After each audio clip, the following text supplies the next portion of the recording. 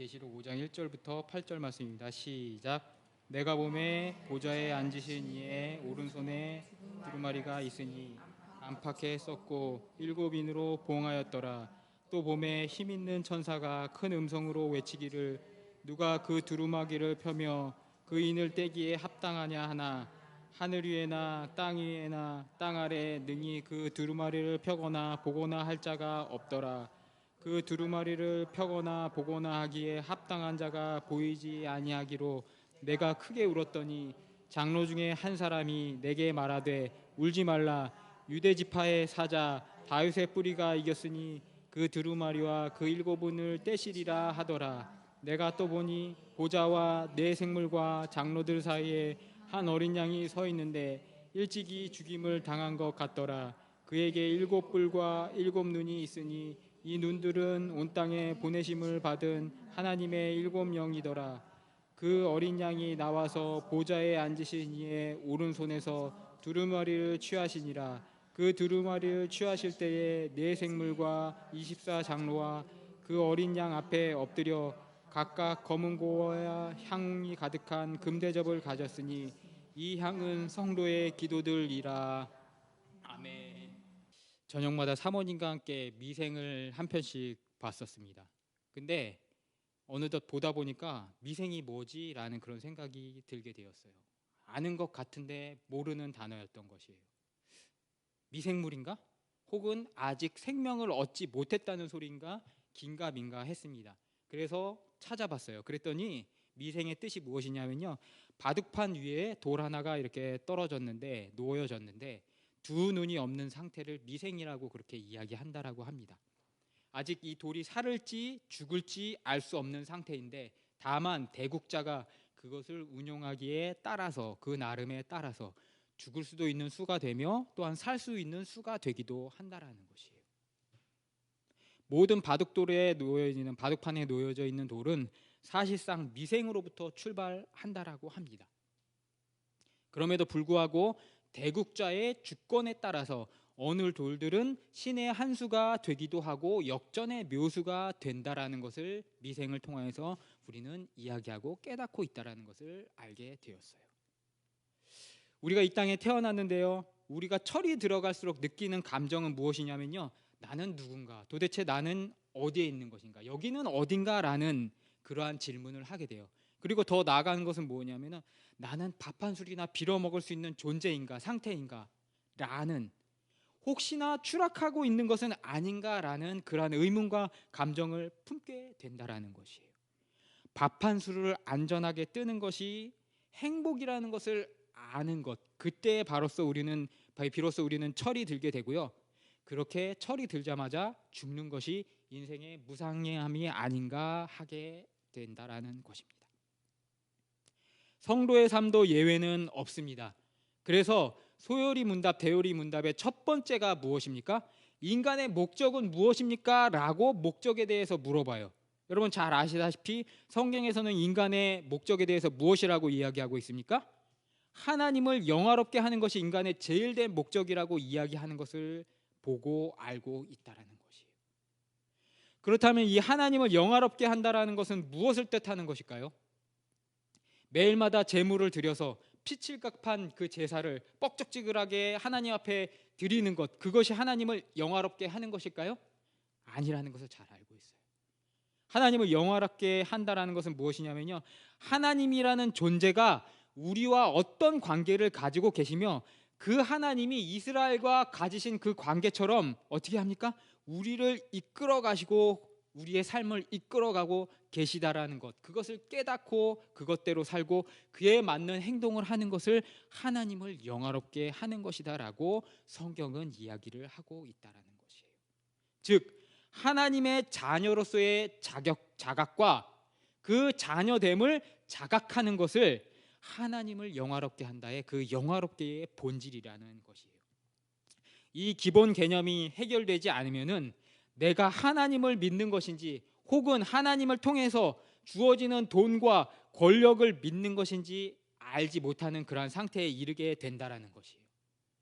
하나님이 만몬인지 돈의 신 만몬이 하나님인지 모르는 그런 지옥 백성의 삶을 살아가게 된다라는 것이에요. 물론 우리가 잘 살아갈 때는, 잘 살 때는 하나님을 쉽게 영화롭게 할 수 있을 것 같은 그런 마음들이 들어요. 그런데 진짜 실력은 언제 나타나게 됩니까? 시험을 보게 되면 그때 드러나게 된다라는 것이에요. 지율이가 제 서예제에 들어가서 이 책 저 책 이렇게 찾아보다가 어느 날인가 헬라어 히브리어 책을 이렇게 꺼냈더라고요. 걔가 고고학이라든지 그런 걸 굉장히 좋아하니까 헬라어 히브리어라고 그러니까 와 꺼내가지고 지가 막 이렇게 개발세발 아니고 그 헬라어 알파벳이랑 히브리어 알파벳을 막 이렇게 좀 쓰더라고요. 그러더니 어느 날 와가지고 하는 말이 아빠 나 히브리어 알아, 나 헬라어 알아, 그러면서 하고 이렇게 오더라고요. 그래가지고 제가 그랬어요. 야 그렇게 알파벳 한두 자 알파 베타 감마 그거 세 자 쓰는 거는 헬라어 히브리어가 아는 게 아니야. 해석을 하고 그러는 것이야. 그랬더니 거기서 뭐라 그러니까 아니야 나 알아 이거 알파 이거 베타 이거 감마 라고 그렇게 이야기하는 것을 보게 돼요. 그거를 제가 계속 설명하면서 그게 아니야, 시험을 보고 문제를 풀어야 되고 구문을 해석할 수 있어야지 그게 헬라어 히브리어를 아는 것이야. 그런데 아니야 나 알아 라고 끝까지 우기는 거예요. 제가 어떻게 할게요? 그냥 포기했어요. 그래 너 알아, 너 잘났어 라고 포기를 하게 되었다라는 것이에요. 그런데 시험을 봐보지 않았기 때문에 그렇게 애가 자신 있는 것이에요. 시험을 봐보면은 그게 얼마나 어려운지, 그게 얼마나 힘든지 그걸 모른다라는 것이에요. 제가 군대 가기 전에 97년도에 겉멋이 들어가지고 까불까불하다가 원래 3학년이 들어야 되는 헬라어인데 제가 1학년 때 그걸 들었어요. 3학년이 들어야 되는데 1학년이 들었으니까 당연히 D 겨우 맞았어요. D 겨우 맞았어요. 죄송한 얘기지만 그때 겨우 옆에 있는 형 거 겨우 보고 해가지고 D를 맞았어요. 근데 헬라어 히브리어는 그 뭡니까 신학교의 필수 과목이기 때문에 절대 D 맞으면 안 돼요. 최소한 B에서 A를 맞아야지 되는 거예요. 근데 D를 맞았으니 어떻게 해요? 무서워가지고 군대에 도망갔다가 왔어요. 근데 정말 군대에 가니까 와 나 헬라어 히브리어부터 도망갔다라는 그 뭡니까 그 해방감에 주체를 못할 정도로 기분이 좋더라고요. 물론 거기 가면 힘들었지만. 근데 이제 제대할 때가 다가오니까 말년병장이 돼가지고 내무반에 축 늘어져 있고 누구도 어느 간부도 건드리지 않는 상황 속에서도 마음속에서 스물스물 올라오는 불안감이 뭐였을까요? 졸업하면 헬라어 히브리어 해야 되는데 그거 어떻게 하지? 그 불안감이 계속 올라오는 것이에요.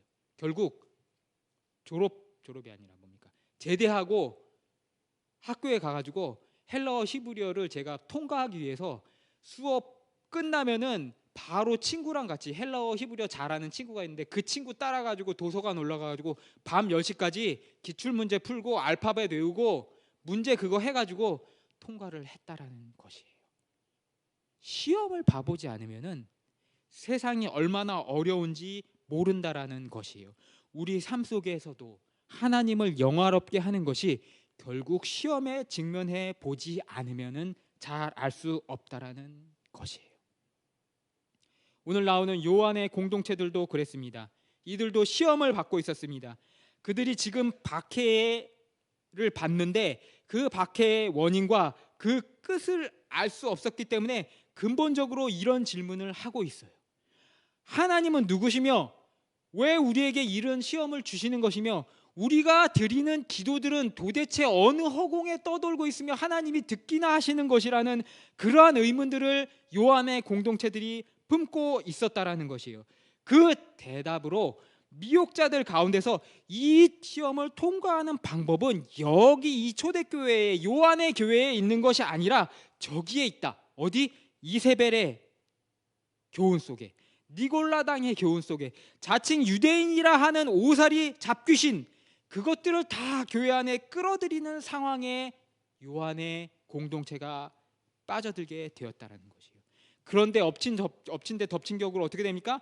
요한은 그 문제를 해결하지조차 못하고 지금 어디에 와 있습니까? 반모섬에 유배로 끌려와 있다라는 것이에요. 비는 오는데 마누라는 도망갔고 등에 업고 있는 애새끼는 울고 있고 소우리는 뚫려가지고 소는 도망가고 있는 그런 상황에 요한이 맞닥뜨려 있다라는 것이에요. 그런 가운데 결국 요한은 계시록을 통하여서 하나님이 주시는 계시 가운데 그의 공동체를 향하여서 이 모든 일, 이 모든 너희의 염려하는 것이 하나님의 버리심도 아니고 또한 다른 곳, 다른 복음으로 해결될 것이 아니라 결국 너희가 가는 이 길만이 하나님이 원하시는 길이며 하나님이 인도하시는 길이며 하나님의 영광의 길이다라고 선포하고 있는 것이 이 요한계시록의 골자라는 것이에요. 말이 쉽죠. 그런데 실제 당해보면 어떻습니까? 쉽지 않아요. 뭐 요한이 퍽이나 대단해가지고 이러한 교훈을 그의 공동체에게 남긴 것이 아니에요. 하나님이 요한을 붙들어주지 않으셨다면요, 요한도 역시 불가능할 수밖에 없었다라는 것이에요. 지도자 자리에 서 있게 되면요, 항상 드는 부담감이 뭐냐면요, 사람들이 재미없다라고 느낄까봐 그것에 대한 두려움이 굉장히 커요. 집에서 우리 사모님이랑 계속 이렇게 둘이서 이렇게 예배를 드리고 설교하다 보면은 설교를 정말 때려치고 싶은 상황이 항상 드는데 뭐냐면요, 사모님이 감정 표현이 그렇게 많지 않은 분이니까 어쩔 때는 무뚝뚝한 그런 거, 재미있는 건지 재미없는 건지, 이게 마시는 건지 먹고 있는 건지 거기에 대해서 불확실하게 되니까 이 사람이 이 생활을 재미없게 느끼는 거 아닌가? 그것 때문에 굉장히 불안하게 되는 거예요. 그리고 나서 어느 날인가 예배 드리기 전에 티격태격하게 되면 예배 그냥 때려치자, 그냥 방송 보고 박영선 목사님 설교나 듣고 말자라고 그렇게 할 수밖에 없는 그런 상황에 가게 된다라는 거죠. 항상 성도들이, 청중들이 재밌게 느끼길 원한다라는 것이에요. 그런데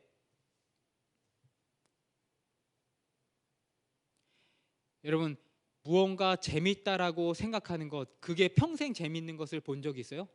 역치가 계속 쌓여가면 어떻게 돼요? 어저께는 굉장히 재밌었는데 하루하고 이틀하고 3일하고 경험을 보다 보면 어떻게 해요? 그게 역치가 쌓여서 더 이상은 재미없게 돼요.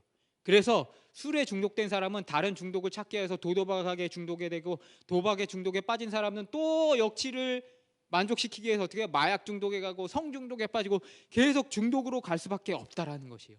재미도 그렇다라는 것이에요. 익숙해지면, 금방 익숙해지면 점점 수위를 높이지 않으면 안 된다라는 것이에요. 결국 하나님의 말씀 앞에 우리가 서지 않으면 이 문제들이 해결되지 않는다라는 것이에요. 한 달 전에 설교 동영상을 올렸어요. 거기 동영상에다가 누가 시로요를 하나를 뚝 찍어 놓더라고요.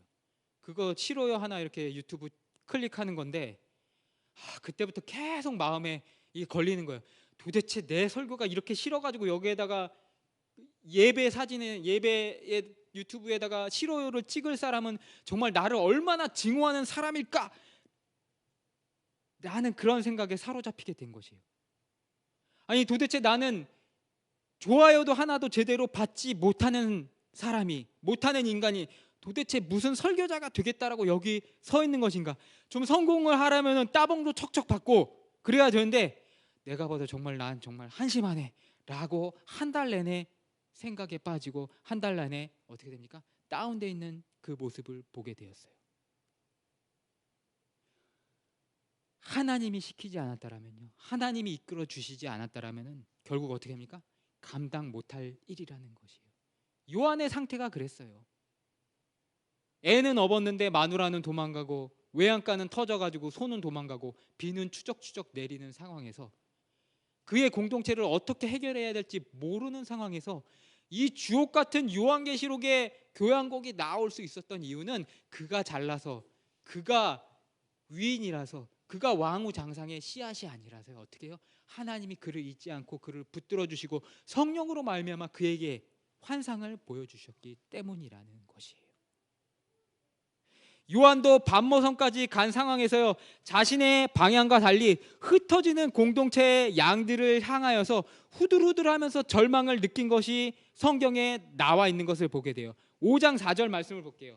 5장 4절입니다. 요한계시록 5장 4절 말씀입니다. 우리 다시 한번 같이 한번 읽어보겠습니다. 시작.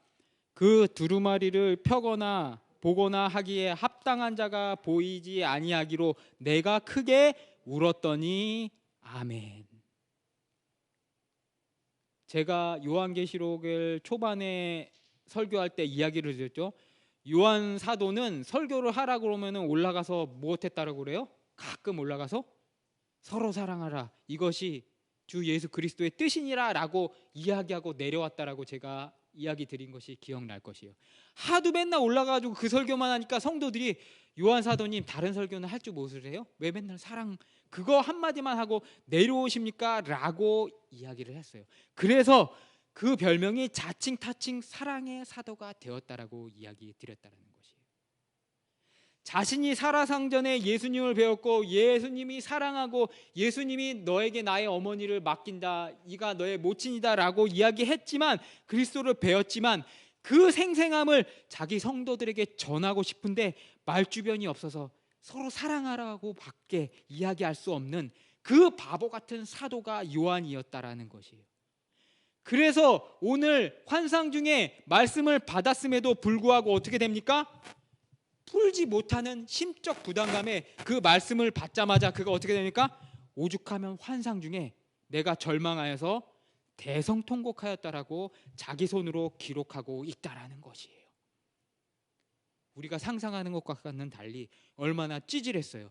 그런데 그럼에도 불구하고 하나님이 그를 세우셨다라는 것에 오늘 성경 말씀에 위대함이 있다라는 것이에요. 그가 대성통곡하면서 울고 있자 한 장로가 다가와요.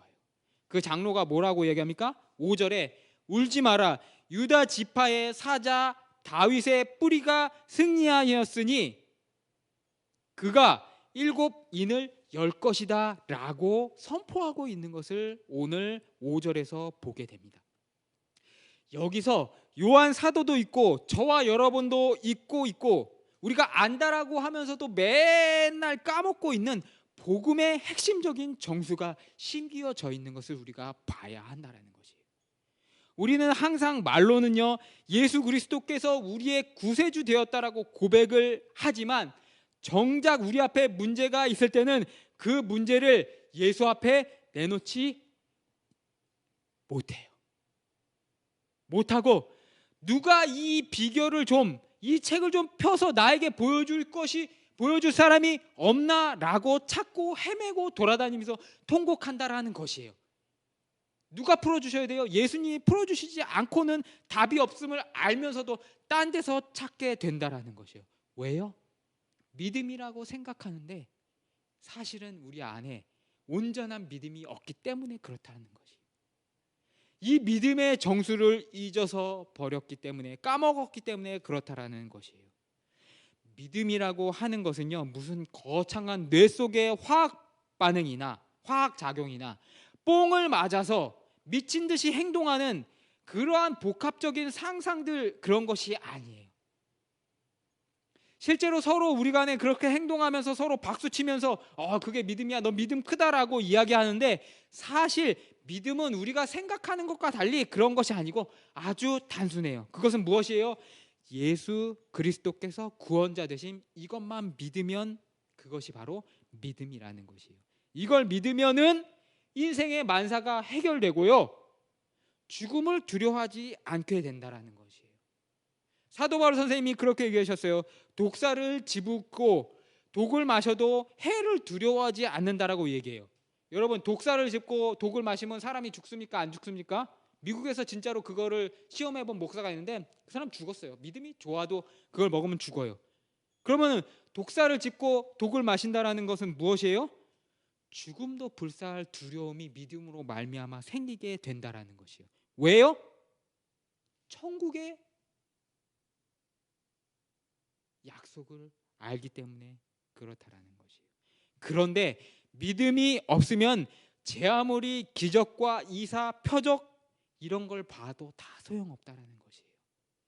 예수님을 눈앞에서 보고 예수님이 주신 떡덩이를 받아 먹었음에도 불구하고 조금 있다가 어떻게 합니까?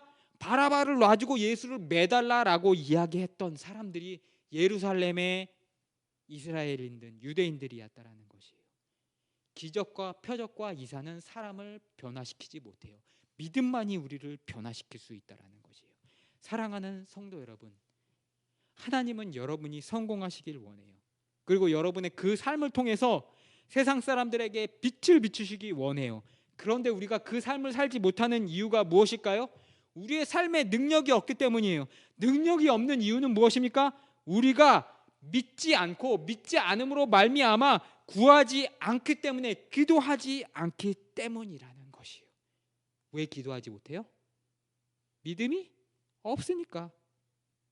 기도의 필요성도, 기도의 효험도 한 번도 느끼지 못했기 때문에 그렇다라는 것이에요. 여러분, 왜 하나님 앞에 우리의 것을 드리지 못해요? 믿음이 없으니까 못 드리는 거예요. 내가 드리는 것이 허공에 퍼날려진다는 생각을 가지고 있고, 목사가 다 먹는다라고 생각을 하고, 뭐 세상 사람들은 뭐 그럴 수 있다라고 해요. 그러려니 할 수 있어요. 그런데 성도조차 그렇게 이야기하고 목사조차 그렇게 버젓이 이야기하고 있으니 미치고 펄쩍대는 세상이 지금 세상이라는 것이에요. 예수 그리스도께서 그것을 보시면서 얼마나 슬퍼하시겠냐라는 것이에요. 그러면서 우리 교회는 헌금이 없는 조행교회입니다. 우리는 네 가지가 없습니다. 우리 교회는 싸가지가 없는 교회입니다 라고 하면서 뭐가 없고 헌금이 없고 라고 그렇게 이야기하는, 대문짝만하게 써놓는 교회가 잘 되는 세상이 지금 세상이라는 것이에요. 이건 여러분 잘못된 것이에요.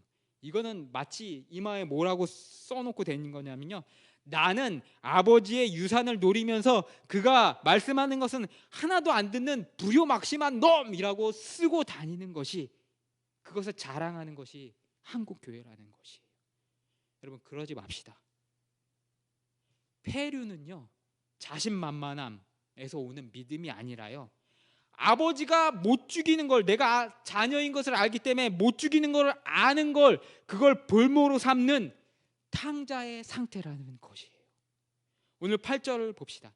그가 책을 받을 때에 내 생물과 24장로들이 그 어린 양 앞에 엎드려 각각 검은고와 향이 가득한 금 대접을 가졌으니 이 향은 성도의 기도들이라. 결국 요한이 제시하는 믿음의 본질은 무엇이냐면요, 기도로 이어진다라는 것이에요.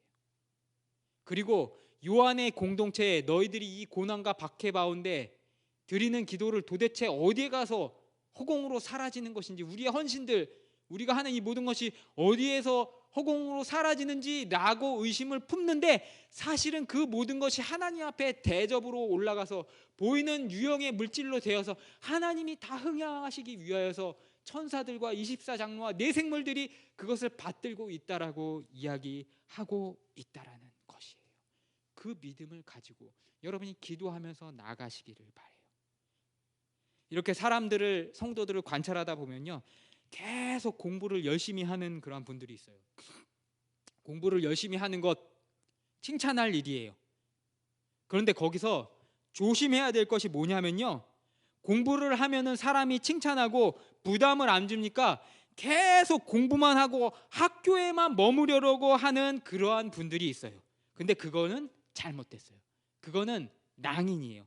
고시를 계속 보다 보면, 어느 정도 보다 보면 내가 안 된다라는 걸 알면은 집어쳐야 되는데, 그거를 집어치우지 못하니까 그걸 뭐라고 그래요?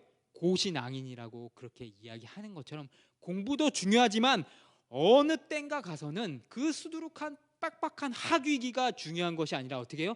그것으로 말미암아 결과물을 내어 놓아야 한다라는 것이에요. 세상이 어디에서 나를 필요로 하는지, 세상에 내가 어디에 쓰여져야 되는지 자기가 가지고 있는 학위로 말미암아 증명을 할 수 있어야 한다라는 것이에요. 그런데 세상이 두려워서, 세상은 나를 감당 못해, 세상은 나를 감당하지 못하기 때문에 나는 여기 있을 거야 라고 그렇게 자만심을 가지고 행동하지 않는지, 그런 낭인의 상태가 되지 않았는지 공부하는 가운데 우리가 항상 돌아봐야 한다라는 것이에요. 성도의 삶도 당연히 믿고 끝나는 것이 아니라, 믿음을 해결하고 그걸로 끝이 아니라 그 이후로부터 본격적으로 무엇인가 하나님 앞에 결과물을 내어놓아야 한다라는 것이에요. 그것이 무엇입니까? 기도와 삶의 행함, 그것으로 인한 삶의 행함이라는 것이에요. 믿음 이후에 본격적으로 거미가 똥구멍에서 씨를 술술 풀어내듯이 기도로 말미암아 세상을 바꾸는, 그리고 우리의 삶을 바꾸고 우리의 어려움들을 해결하는 그것을 내어놓는 것이, 그 결과물을 내어놓는 것이 이제부터 본선이라는 것을 깨닫고 나가야 한다라는 것이에요. 우리가 기도하는 것 과연 이루어질까 의심하지 마시기 바래요. 그 의심은요, 기도하기 싫으니까 시간 없다고 이야기하면은 속 보이는 것 같으니까 핑계 대려고 하는 핑계에 불과하다라는 것이에요.